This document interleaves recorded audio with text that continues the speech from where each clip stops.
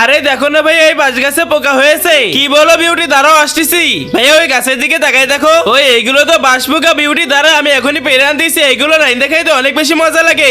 আজকের এই বাঁশ কেটে বাড়ি নিয়ে যে এর থেকে পোকাগুলো বের করে রাইন্দে খাবো। মতিলাল তুই টেনশন করিস না, আমিও তোর সাথে হেল্প করতেছি। আজকের এখানে যতগুলো গাছে পোকা হয়েছে সবগুলো কেটে নিয়ে যাবো। ভাই আর বাঁশ কাটা লাগবে না, অনেকগুলো কেটেছি। এই থেকে পোকা বের করলে হয়ে যাবে। ভাইয়া এখানে রেখে একটু বের করো না, দেখি না এর ভিতর থেকে কিরকম পোকা পাওয়া যায়। আরে বিউটি ওই দেখো কত বড় বড় পোকা। হ্যাঁ ভাই সত্যি তো এই পোকাগুলো অনেক বড় বড়। এই তো মতিলাল অনেকগুলো বের করা হয়েছে। এবার আমার কাছে আমি এইগুলো পানিতে অনেক সুন্দরভাবে পরিষ্কার করে নি। এই তো পরিষ্কার করা হয়ে গেছে। ভাই তুই ধুয়ে এনেছিস আমার কাছে, আমি রাঁধতেছি। কিন্তু তার আগে আল্লাহর এই সুন্দর নামটির জন্য যারা এই ভিডিওতে একটা লাইক সাবস্ক্রাইব করে দিবে, আল্লাহ তুমি তাদেরকে হজ করো তৌফিক দান করে দিও। এই তো কড়াইতে তেল দিয়েছি, এবারে পোকাগুলো হালকা করে ভেজে নি। এই তো আমার পোকাগুলো ভাজা হয়ে গেছে, এবারে উঠিয়ে ফেলে এবারে পেঁয়াজ রসুন গুলো তেলের পরে দিয়ে হালকা করে নেড়ে নি। এবারে এই পোকাগুলো দিয়ে হালকা করে নাড়াচাড়া করার পরে আমার এই পোকাগুলো রান্না হয়ে যাবে। তারপরে তো মজা করে খাবো।